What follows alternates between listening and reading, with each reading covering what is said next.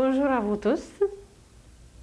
Nous voilà de nouveau avec l'homme qui doit se connaître, qui doit s'étudier, qui doit devenir conscient qu'il est un homme, qu'il est un être digne de connaître l'univers qui est en lui.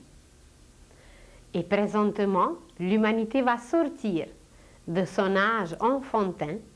Elle va vraiment connaître la structure de l'univers en se connaissant d'abord soi-même.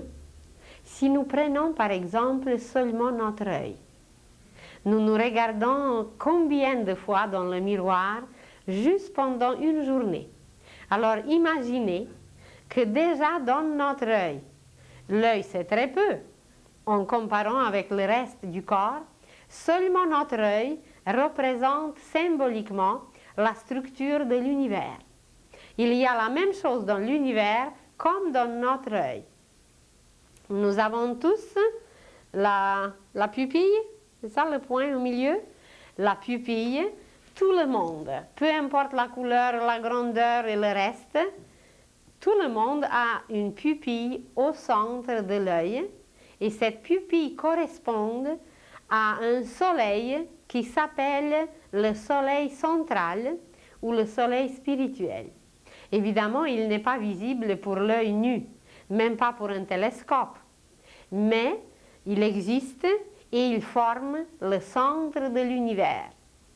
Par la suite, il y a des milliards de soleils visibles, comme nous les voyons, et le soleil visible qui forme un système solaire, alors ce soleil visible est présenté par l'iris.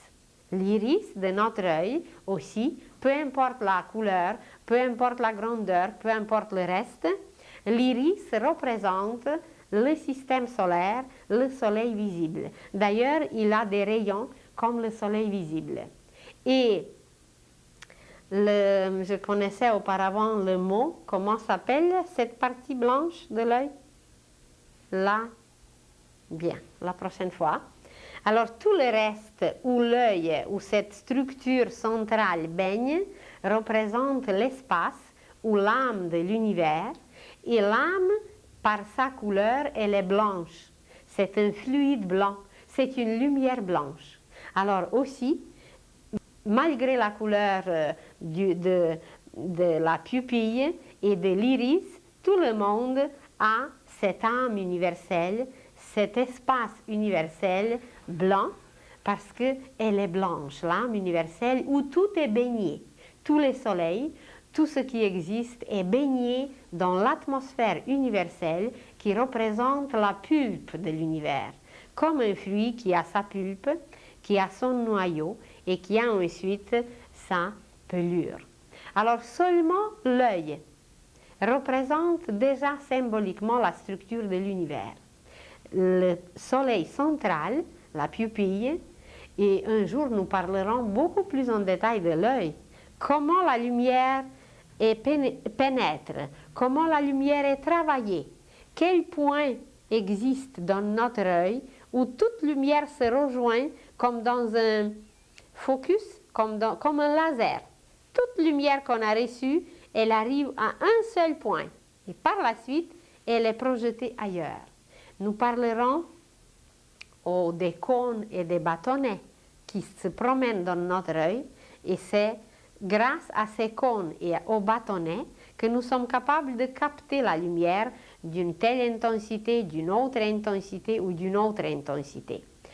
Alors, tout le travail qui se passe dans l'œil, c'est une science inouïe, mais juste en nous regardant dans le miroir, nous reflétons l'univers. Nos yeux reflètent l'univers. Et le soleil central, qui représente le centre de l'univers, qui est une île de lumière. Imaginez une île d'une intensité tellement puissante, une source inépuisable de lumière qui nourrit tous les soleils, qui nourrit tout ce qui existe dans l'univers et tout provient de cette centrale énergétique, lumineuse qui est dans l'univers. Elle est appelée l'île centrale ou l'île Alféola. l'île Alféola représente le centre de l'univers. Et sur ce centre de l'univers existe un gouvernement qui gouverne l'univers, qui régit les lois, même pas les lois, ils régissent les principes. Et il n'y en a pas beaucoup, il y en a 10. Et c'est pour ça que sur cette structure, vous voyez 10 degrés de conscience, 10 ordres angéliques, chaque ordre correspond à un degré. Et nous voilà, les 10e, c'est la Terre. La Terre, qui est le dernier degré dans cette évolution. Évidemment, qu'en bas de nous, il y a d'autres règnes, mais ces règnes n'ont pas encore atteint le degré de la conscience éveillée.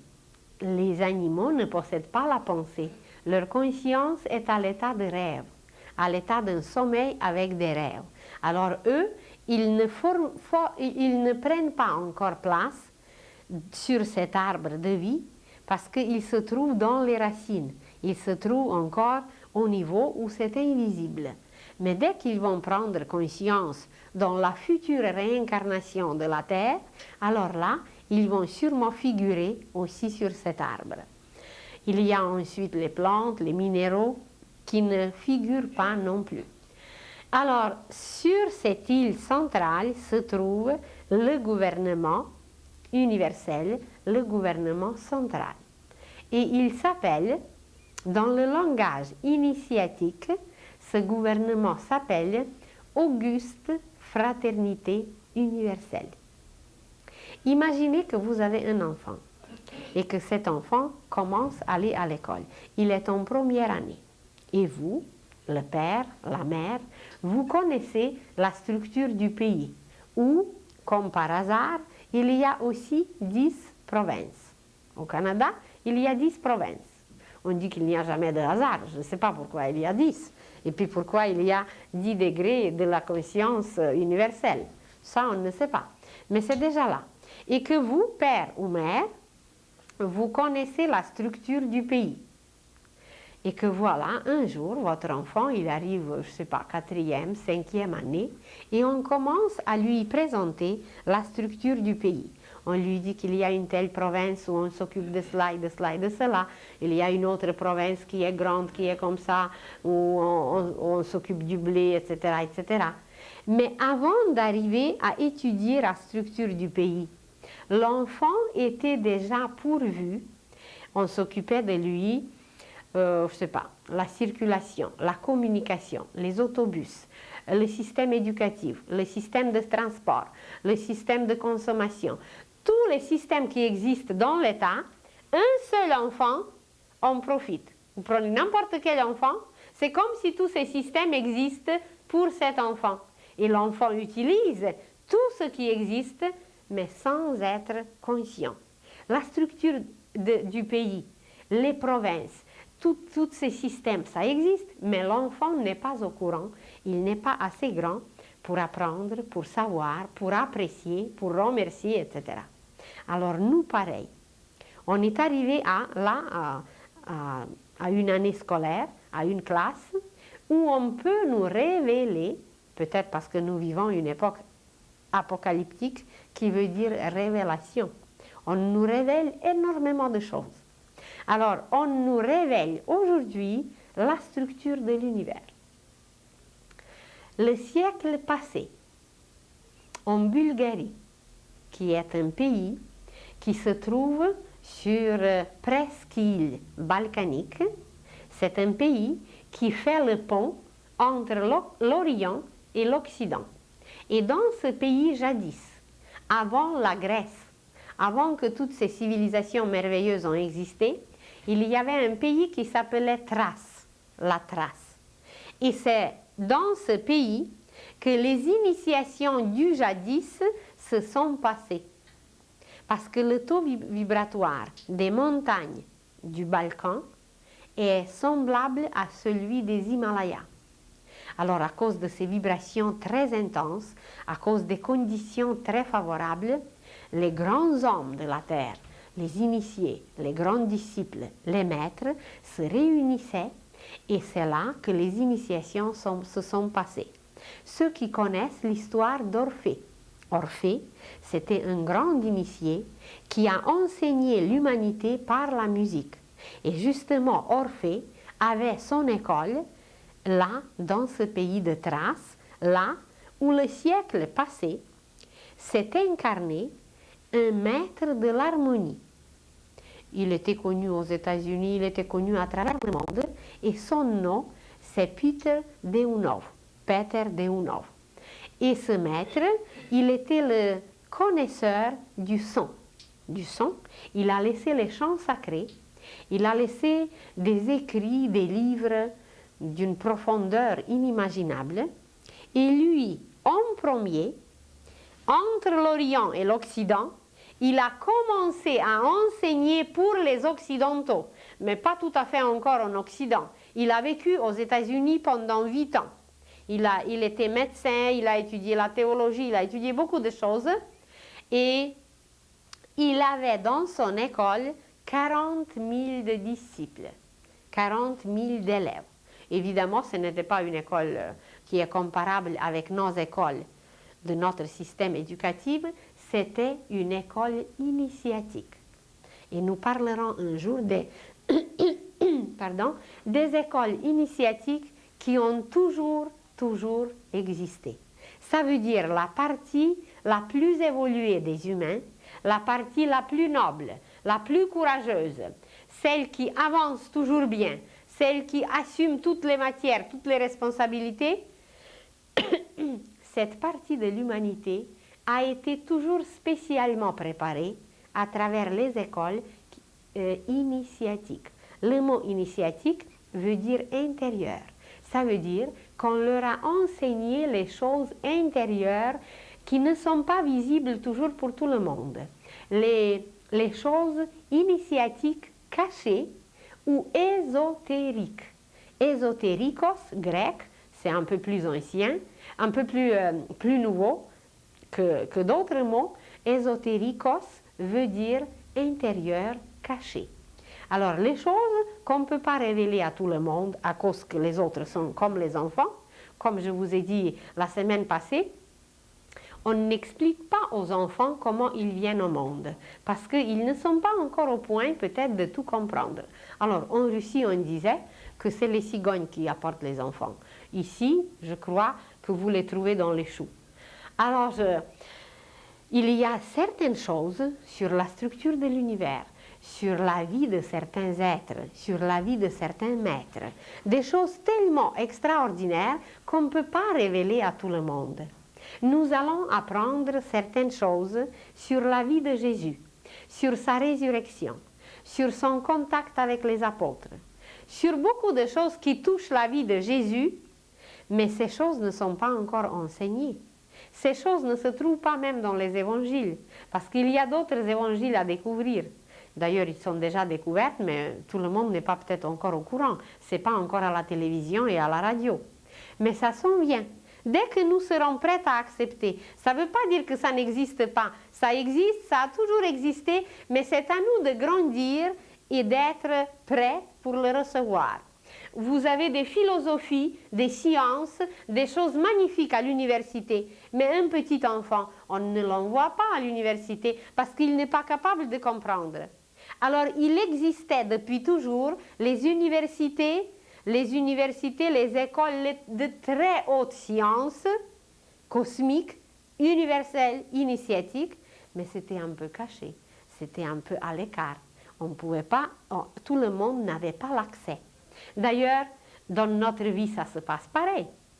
Si vous voulez aller au bureau du Premier ministre, vous ne prenez pas votre bicyclette pour s'y rendre tout de suite.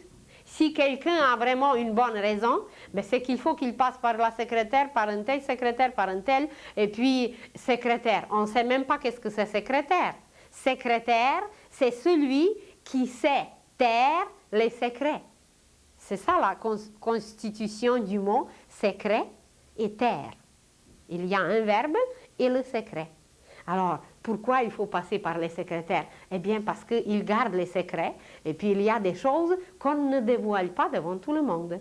Alors seulement pour rejoindre le Premier ministre dans un pays quelconque, mais ce n'est pas que toute la foule y va tous les jours et que ce n'est pas que tout le monde peut le rejoindre facilement. Et il faut avoir toujours une bonne raison.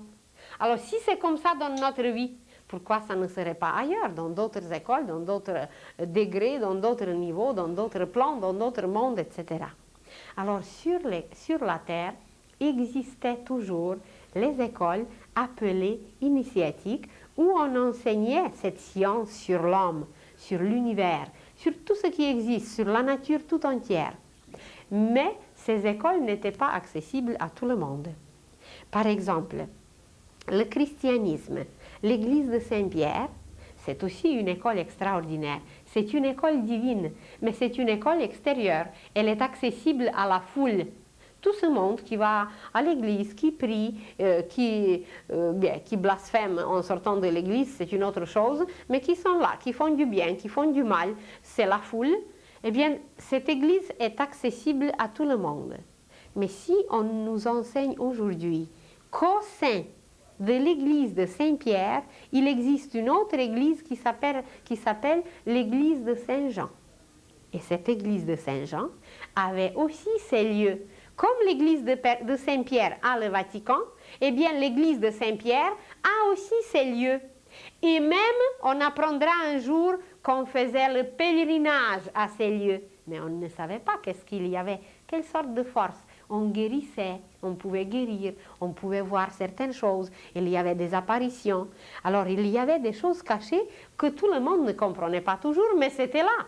Et la foule se dirigeait sans comprendre quoi que ce soit, bien pour recevoir quelque chose. Pas pour apporter, mais toujours pour recevoir, pour aller guérir, pour aller recevoir quelques petites images, quelques petits chapelets, quelques petites choses, pour profiter de tout cela, pour bénéficier.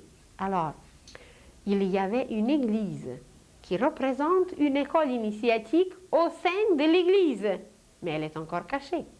Et une de ces branches de cette église de Saint-Jean, mais par exemple le Rose-Croix, qui était tout bien caché, tout bien camouflé, et qui gardait le noyau ésotérique, le noyau initiatique au sein du christianisme. Ils n'étaient pas les seuls, il y avait d'autres. Mais déjà depuis des siècles et des siècles et des siècles, le Rosenkreuz, qui a fondé les Rose-Croix, eh bien, ils ont ramassé et on leur a confié un noyau, une sémence, quelque chose de précieux à garder, et jusqu'à aujourd'hui, ils ont bien gardé tout cela.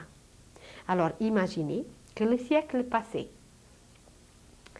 en Bulgarie, il y avait une école initiatique.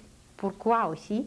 Parce que 10e, 11e siècle après Jésus-Christ, il y avait déjà certains élèves qui propageaient le christianisme et qui étaient martyrisés pour l'idée du Christ. Ils s'appelaient les Bogomiles. Ça veut dire ceux qui aiment Dieu et ceux qui sont aimés par Dieu. Alors les Bogomiles étaient assez nombreux. Ils se laissaient martyriser seulement par l'idée du Christ. Ils étaient remplis d'amour et après ils sont allés dans beaucoup d'autres pays. Ils sont allés en Russie, en Tchécoslovaquie, un peu partout pour apporter cette idée du Christ. Et voilà, quelques siècles après les Bogomiles qui étaient là, qui ont laissé leur sang, qui ont laissé leur souffrance, qui ont laissé des belles images là, dans le même pays, il y a voilà un être qui vient et qui installe une école dans ce pays. Et comme il avait 40 000 disciples, alors c'est à eux qu'il a commencé à enseigner cette structure de l'univers. Et le noyau donc de l'univers, c'est l'île centrale ou l'île Alphéola, et c'est de cette île que tout est nourri. Et sur cette île se trouve le gouvernement universel qui est Auguste Fraternité Universelle. Pourquoi fraternité? Parce que ce sont les fils de Dieu. Et ceux qui sont frères entre eux-mêmes, ces êtres sublimes qui sont tout près de Dieu, eh bien ce sont ses fils. Et puis ensemble, ils forment une fraternité. Et sur chaque soleil visible, Alors ça, c'est sur le soleil invisible, c'est la pupille. Et sur chaque soleil visible, qui a ses couleurs, qui a ses radiations, son intensité, comme les yeux, il y a des yeux et des yeux très très très différents. Alors sur chaque soleil, il y a un autre gouvernement. C'est le gouvernement qui s'appelle la loge blanche ou l'initiation de la loge droite. Sur les soleils, ce sont des êtres aussi très évolués qui forment un gouvernement qui s'occupe des lois spirituelles. Ce sont des lois implacables, inchangeables, qui durent depuis toujours et qui dureront pour toujours. Et voilà, ces êtres forment des gouvernements et ils s'occupent de tout le système solaire. Ils pourvoient, ils envoient les énergies, ils prévoient tout dans les moindres détails. Et ces êtres qui forment le gouvernement sur les soleils que nous voyons, le soleil que nous voyons, ces êtres qui s'occupent des lois, ce ne sont plus des principes mais des lois, ils forment dans l'univers entier la fraternité blanche universelle. Ce n'est plus Auguste Fraternité Universelle, parce que l'Auguste Fraternité Universelle correspond à l'esprit. Et la Fraternité Blanche Universelle, qui travaille à travers le soleil, avec le soleil, elle forme l'âme de l'univers. Et l'âme, on en a déjà dit, que la lumière de l'âme est blanche, que l'âme c'est la pureté. Et comme elle est pureté, comme elle est composée de ce fluide blanc, alors c'est pour ça que tous ces êtres sublimes qui composent les gouvernements solaires s'appellent la fraternité blanche universelle. Et par la suite, sur chaque planète, il y a d'autres êtres qui s'occupent des règles. Ce ne sont plus des lois. Nous, on a l'impression qu'à travers notre justice, c'est des lois. Oui, on les appelle comme ça, mais il s'agit des règles. Il y a certaines lois, évidemment, qui existent et qu'on enseigne, qui sont spirituelles et qui sont liées et qui sont éternelles. Mais les gouvernements, il y a un gouvernement central qui se trouve sur la Terre, qui n'est pas connu encore, mais qui va être connu. Il ne s'agit pas d'un pays, il ne s'agit pas d'imposer quoi que ce soit, ce sont des êtres qui s'occupent des matières et des énergies qui n'étaient pas utilisées. Par exemple, vous faites la maison. Et quand votre maison est prête, il y a plein de choses qu'il faut éliminer, nettoyer et transformer. Autrement dit, les déchets. Vous faites la couture, vous faites une jupe.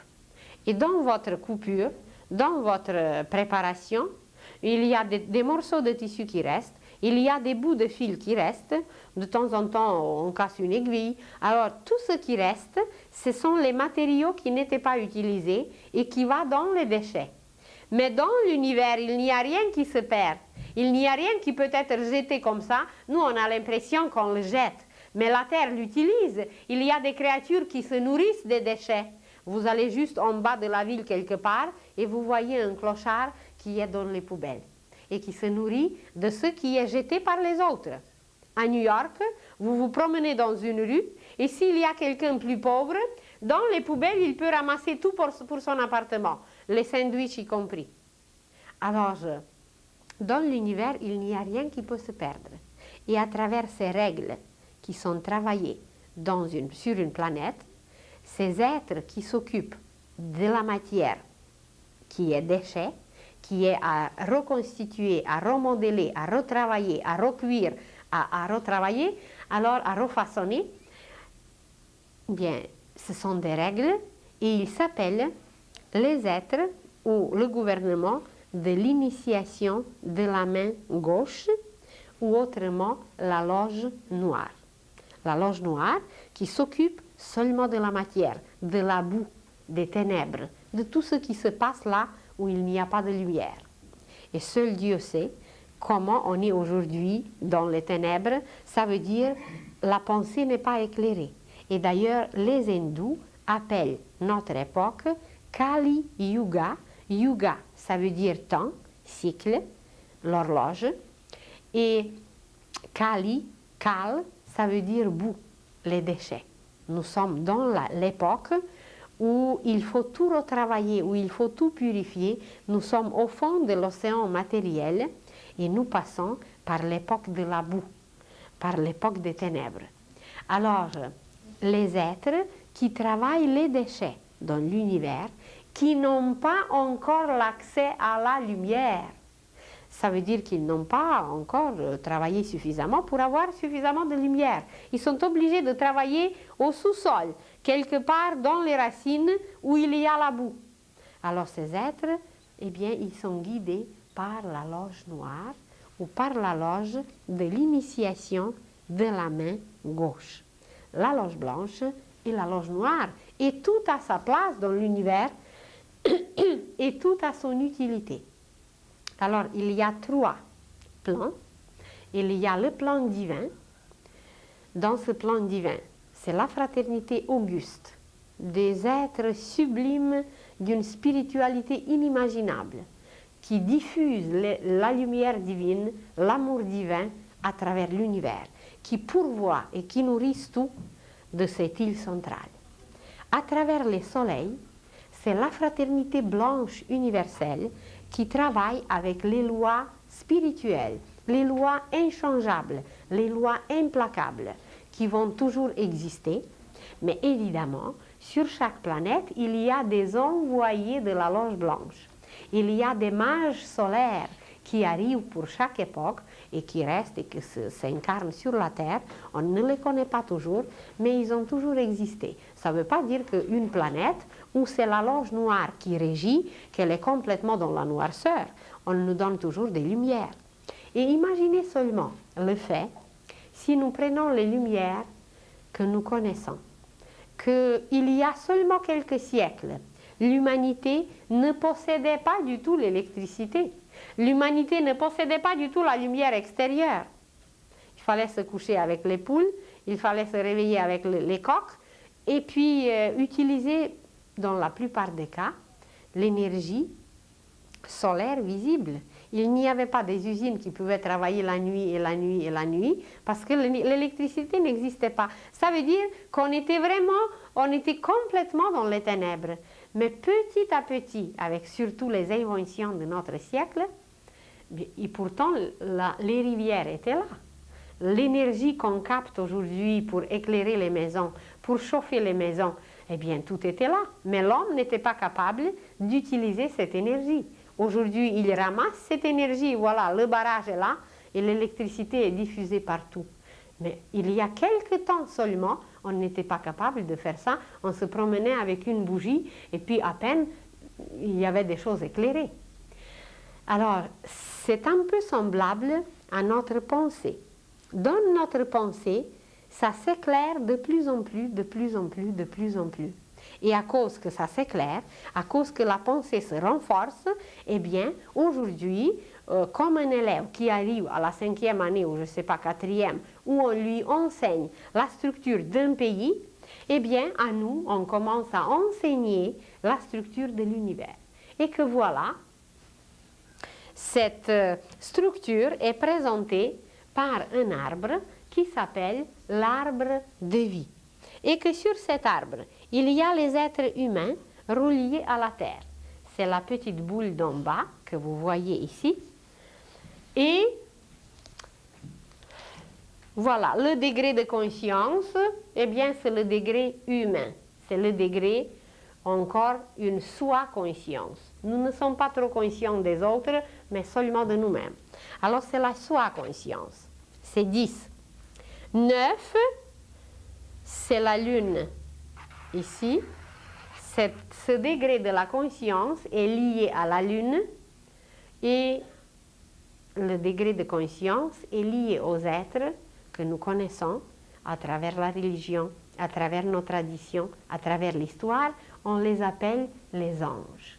Les anges sont liés à cette couleur, les anges sont liés à la lune, à la pureté, et que voilà, cette boule représente un degré de conscience, mais plus élevé.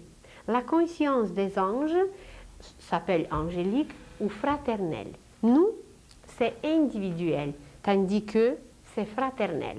Ils sont tous les anges, parmi eux, ils sont les frères. C'est très simple, parce qu'ils sont tous les fils de Dieu. Alors, 9.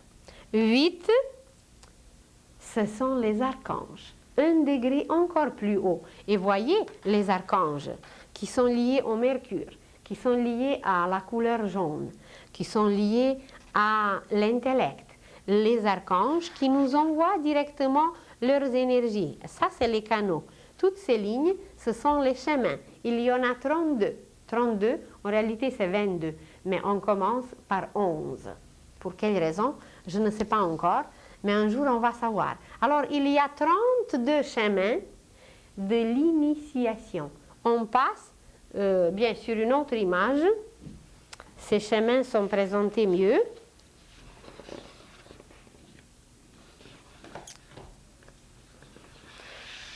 Ici, par exemple, vous allez voir vraiment des canaux. Des canaux, des chemins qui sont numérotés. Numérotés, on peut le commencer par 1, mais normalement, on le commence par 11. Alors, le 11e, le 12e, le 13e, le 14e, etc., etc. Et en tout, ça va donner 22 ou 32, parce qu'il y a 22 chiffres sacrés, 22 lettres sacrées, et il y a beaucoup de choses qui sont liées au 22. 22, c'est 2 en haut et 2 en bas. 2, c'est le Père Céleste et la Mère Divine, et en bas, c'est l'homme et la femme. Alors, c'est 2 et 2, et ensemble, ça donne 4, la réalisation. Alors ici, vous voyez mieux les canaux. Alors, à travers ces canaux, nous recevons les énergies. Et ensuite, alors c'est les archanges. Le chiffre 7 est lié à une autre catégorie d'êtres qui sont encore plus hauts que les archanges. Ils s'appellent les archers. Les archers, un degré de conscience encore plus large, encore plus vaste. Alors imaginez que les archanges, pour nous, c'est déjà les êtres qui nous dépassent d'une façon inimaginable. C'est un peu semblable comme les plantes et les humains. Entre les plantes et les humains se trouvent les animaux. Alors, imaginez le degré de conscience de chez les plantes, et le degré de conscience, c'est l'homme, chez l'homme, qui se déplace, qui se débrouille, qui construit, qui fait des choses merveilleuses, tandis que la plante, elle est attachée par ses racines, elle ne peut pas bouger. Si elle bouge, elle se casse, à moins que sa tige est flexible. Alors, comme plante et homme, l'homme et les archanges, c'est la même distance. Distance au niveau de la conscience, évidemment, pas la distance physique. Et par la suite, on peut énumérer beaucoup d'autres, mais on ne va pas s'arrêter aujourd'hui sur les autres. On va s'arrêter sur les deux dernières catégories. Les avant-derniers, vers le haut, ce sont les chérubins. Les petits chérubins, c'est cette sphère qui est argentée et c'est la sphère de l'harmonie et de la musique parfaite. Et la sphère la plus supérieure, ce sont les séraphins. Les autres noms ne sont pas trop connus pour nous. Il y a par exemple des puissances, il y a par exemple des trônes, mais on ne les connaît pas trop. Il y a seulement un fait qui est mentionné dans la Bible et qu'on nous a dit que devant le trône de Dieu, il y avait cet esprit de Dieu qui se trouvait devant son trône. Alors, c'est très juste.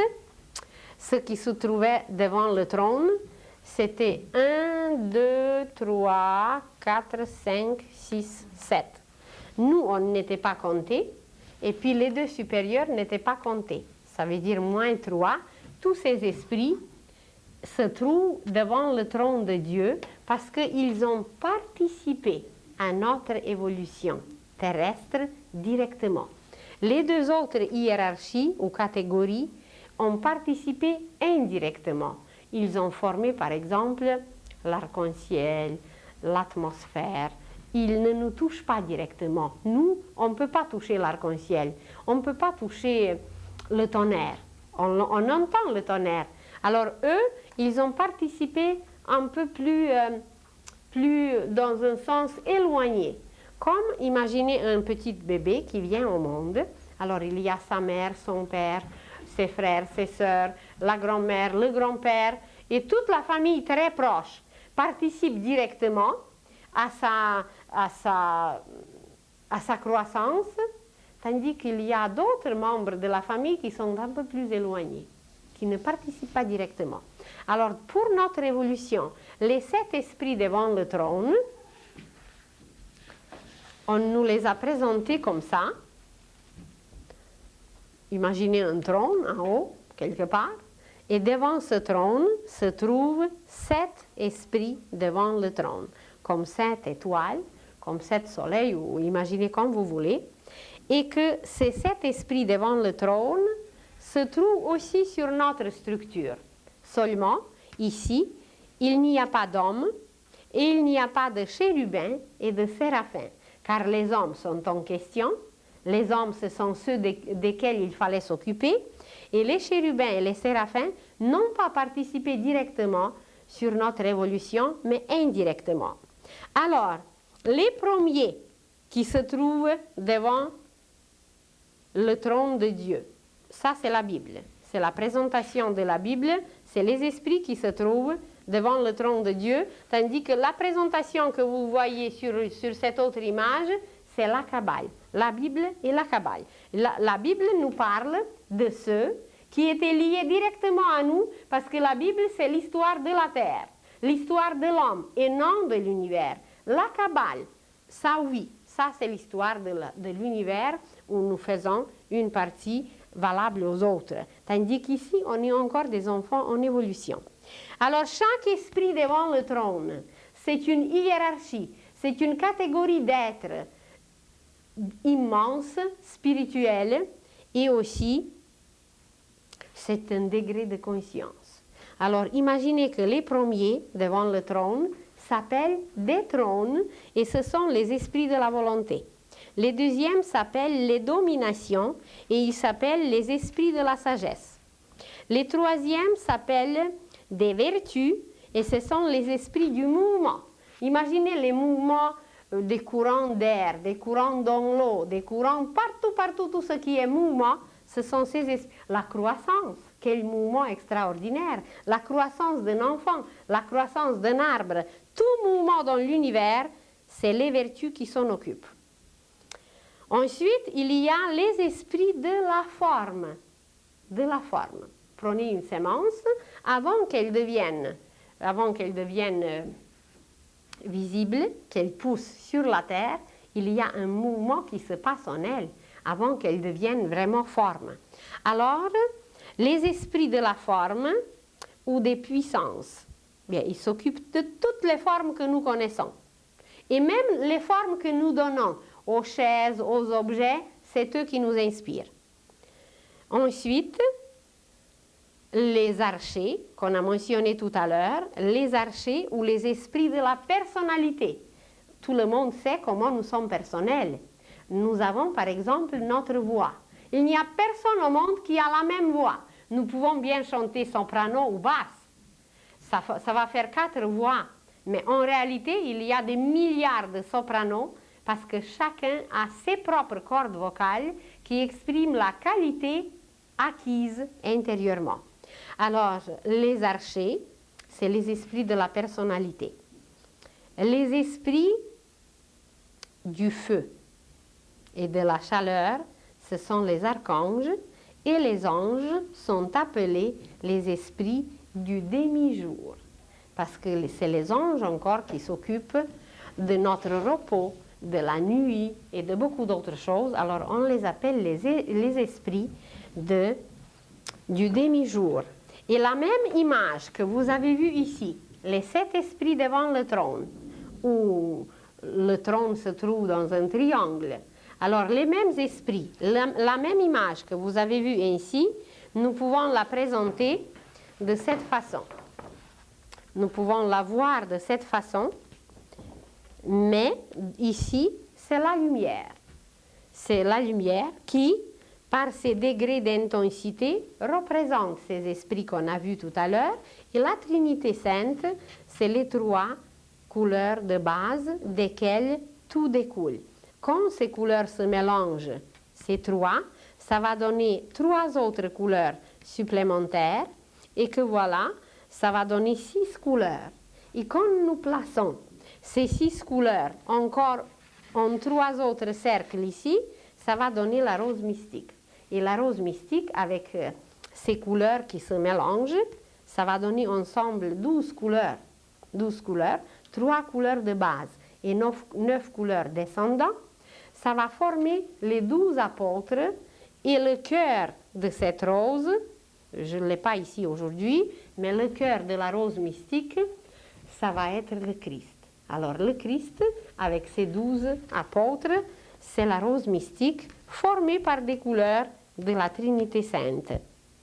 Et que voilà, ces esprits ensuite, si on les regarde comme couleurs, chacun se diffuse en 7 couleurs. Et ces 7 couleurs, chacune de ces 7 couleurs se diffuse en 7 couleurs. Et cette structure que vous voyez de descendre ici, elle est à l'infini, car chacune des petites boulettes ici va diffuser à l'infini ces couleurs. Et voilà, c'est cet esprit devant le trône qui nous présente la structure de l'univers, mais qui est en relation directe avec nous. On nous en a parlé même dans la Bible. Et dans le livre qui est un peu plus ancien que la Bible, ce qui est enseigné, c'est la structure de l'univers au complet, où il y a ces 3 degrés d'abord, le soleil central, le soleil visible et la pulpe de l'univers, l'espace. Et cette structure de l'univers a une correspondance en nous à travers l'œil, mais aussi à travers tout ce qui est trinitaire ou trine. Nous avons l'esprit, l'âme, le corps. Nous avons la volonté, l'amour et la sagesse. Nous avons le toit, les murs et la fondation. La cime, qui est la tête, le tronc et les racines. Alors toute cette nature trine, partout, est exprimée par la Trinité Sainte. Si vous voulez, c'est les mêmes énergies qui circulent. Et que voilà, en nous regardant seulement dans le miroir, nous nous voyons déjà comme une structure de l'univers seulement en regardant nos yeux. Et d'ailleurs, c'est les yeux que nous voyons en premier. Et c'est par les yeux que nous voyons le reste. Donc, c'est par cette structure universelle, c'est par l'énergie centrale de l'île alvéolaire, c'est par l'énergie solaire qui provient du soleil que nous sommes capables de percevoir l'univers sur tous ces degrés qui sont présentés par les hiérarchies qui sont appelées les hiérarchies célestes. Les Rose-Croix les appellent les frères aînés, parce que les anges, les archanges, les dominations, les puissances et d'autres, ce sont en réalité nos frères, mais un peu plus âgés. Mais même si on est les plus petits, on est des fils de Dieu pareils, mais inconscients encore. Alors, dans cette structure, nous parlerons un jour de nos doigts. Pourquoi nous avons 10 doigts? Pourquoi ce n'est pas 12? Pourquoi ce n'est pas 8? Parce qu'il y a une correspondance et par chacun de nos doigts, nous captons une énergie spécifique. Par exemple, le majeur, il capte l'énergie de Saturne qui sont les trônes d'ici. D'ici, nous captons l'énergie par notre majeur. Le pouce capte l'énergie de Vénus. Il est lié à la Vénus. C'est là qu'on pousse. C'est là que ça pousse. Ça pousse parce qu'on a capté une énergie de cette planète. Et vous le savez très bien. Quand vous dites à votre enfant, tais-toi, vous ne le faites pas avec, c'est quoi, auriculaire? Avec auriculaire. Mais vous le faites avec un autre doigt qui est pour ça. Et quand vous poussez quelque chose, eh bien, vous ne le poussez pas avec votre annulaire, avec votre annulaire, mais vous le poussez avec le pouce. Parce que chaque doigt a sa prédestination et chaque doit accomplir un travail. Alors, vous voyez comment nous sommes l'univers. Et si nous prenons l'homme, voilà les boules que vous voyez sur l'image. Les mêmes boules, nous les retrouvons sur l'homme, mais de cette façon. De cette façon, nous allons retrouver la même structure, peut-être si on la place à côté, un tronc de cet arbre qui est la colonne vertébrale de l'homme. Les branches, c'est les mains. Quand nous plaçons les mains vers le haut, eh bien, ça devient comme des branches. Des branches qu'on peut bouger. Et le vent bouge les branches. Et que voilà, sur ce tronc, évidemment, il y a la cime, la couronne. Et ce qui couronne l'homme, eh bien, évidemment, c'est son intelligence qui se présente sur le plan invisible comme une lumière. Alors, notre lumière qui jaillit de la tête, vous l'avez déjà vu sur une autre image, sur l'image présente, voilà, la lumière qui jaillit de notre tête, elle est en forme d'une bougie, le tronc, vous le voyez ici très visiblement, le tronc, la tête, et voilà la lumière qui couronne la tête, la lumière qui jaillit comme une bougie, comme les langues, quand le Christ a fait descendre le Saint-Esprit sur les apôtres. Alors voilà, ce Saint-Esprit se présente comme une flamme. Et puis un jour, on parlera de nos centrales énergétiques qui se trouvent tout au long du tronc, tout au long de la colonne vertébrale. Et aujourd'hui, alors l'humanité est prête à connaître cette structure de l'univers qui est comparable un peu avec la structure du Canada, où il y a aussi 10 provinces, où il y a peut-être une correspondance. Parce qu'un jour, nous allons apprendre la géographie ésotérique. Et on va apprendre qu'il y a des pays, parce que chaque pays c'est un organe, et que chaque pays joue le rôle d'un organe. Par exemple, Paris, c'est le cœur. Par exemple, la Bulgarie, c'est le foie qui doit tout travailler. C'est un alchimiste extraordinaire qui doit tout bien discerner, tout bien voir, tout bien travailler. Alors, vous allez demander tout de suite qu'est-ce que c'est le Canada. Il ne faut pas le dire peut-être tout de suite. Alors, voilà, chaque boule représente une sphère, une hiérarchie cosmique, universelle, avec un degré de conscience différent. Et quand nous allons nous connaître, tels que nous sommes, à travers l'image qu'on a vue, car il y a une correspondance absolue, sans parler de nos doigts, que chacun de nos doigts corresponde à une de ces boules, à une de ces énergies et que nous les captons, alors nous allons nous connaître un peu et nous allons connaître l'univers. Nous allons connaître comment nous sommes constitués, comment nous travaillons, comment tout doit se présenter. Et voilà, dans les écoles initiatiques, telles que cette école dont je vous ai parlé, l'école qui a été fondée par le maître Peter Deunov en Bulgarie le siècle passé, où il y avait 40 000 de disciples.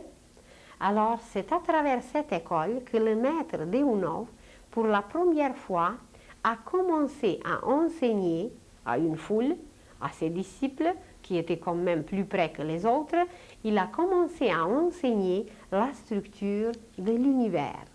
Et comme c'était le moment de la connaître, de connaître cette structure sur la Terre, il l'a nommée, son école, la fraternité blanche universelle.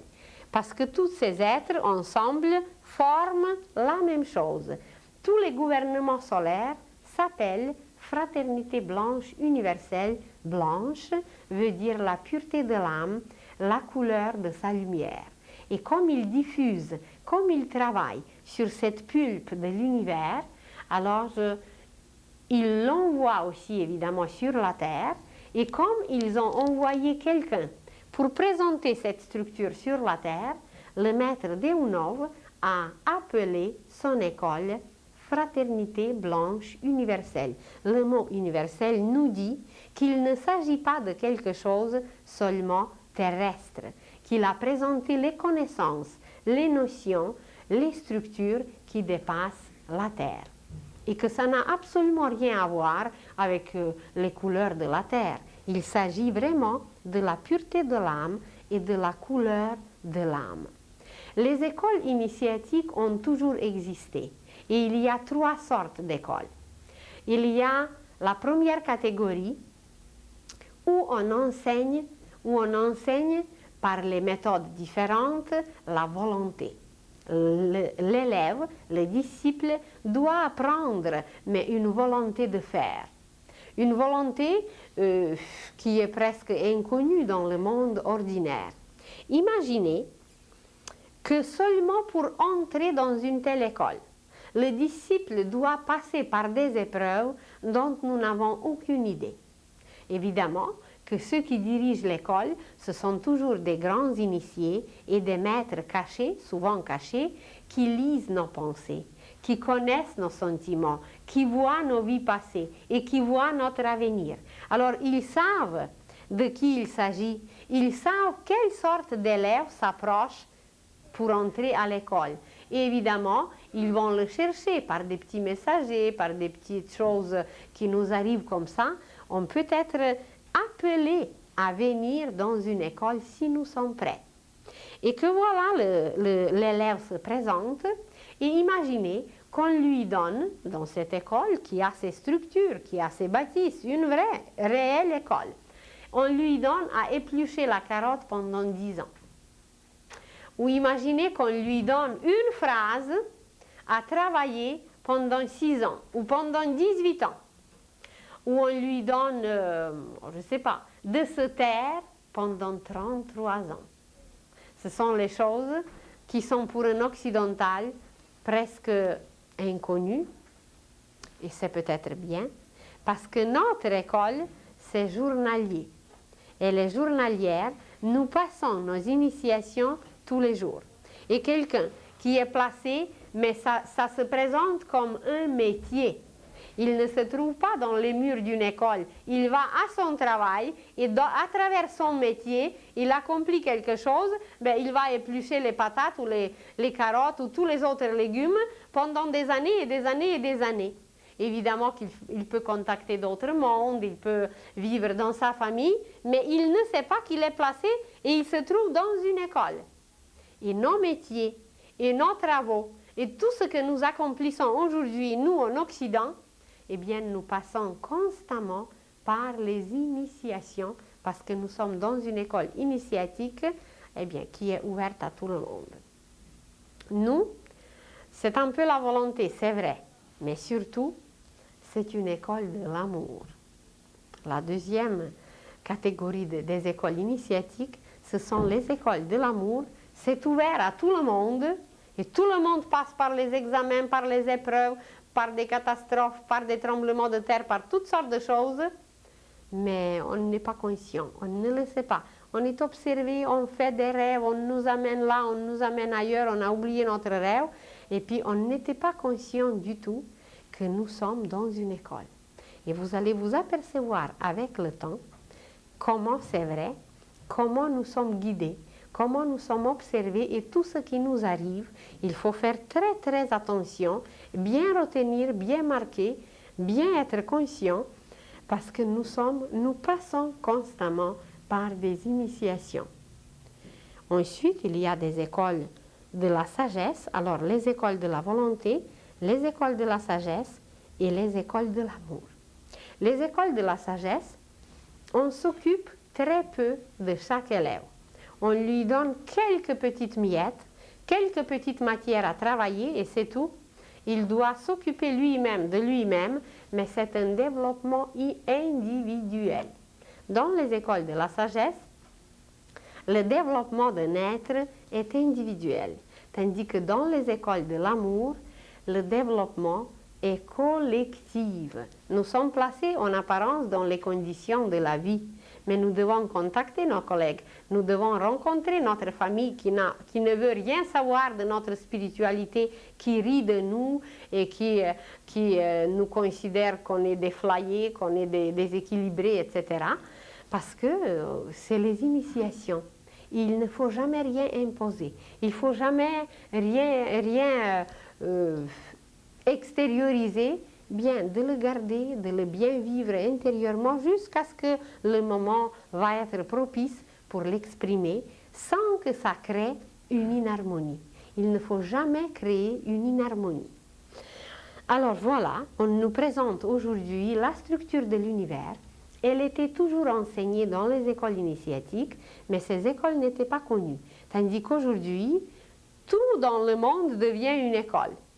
On nous présente, on nous révèle des choses parce que la conscience humaine s'éveille et que voilà, nous sommes beaucoup plus prêts à recevoir ces révélations, à les accepter et surtout les appliquer. Si nous recevons des connaissances et si nous ne les appliquons pas, elles restent stériles. Imaginez que vous avez un grenier rempli de blé et que votre grenier est bien fermé à clé, avec un cadenas, et que voilà, votre blé reste, il peut rester des milliers d'années, comme on a trouvé dans les pyramides dernièrement, le blé depuis des millénaires, il est bien gardé, il garde toute sa vitalité, mais il n'est pas utilisé. Mais si vous mettez un seul grain dans le sol, eh bien, il va reproduire, il va multiplier, il va pousser. Alors, c'est un peu la même chose d'utiliser, de croître et de multiplier aujourd'hui. Et c'est à travers les écoles initiatiques que nous apprendrons comment se comporter, comment vivre, comment penser, comment aimer, comment tout faire dans la plus grande harmonie, avec la plus grande notion, avec le plus grand sens. Et ces écoles existent et ceux qui les connaissent, eh bien, ils y sont déjà et ils travaillent déjà dans ces écoles. Alors, pour aujourd'hui, je vous remercie beaucoup et nous allons nous retrouver dans une semaine, toujours avec ce thème « Homme, connais-toi toi-même ». Merci beaucoup et bonsoir.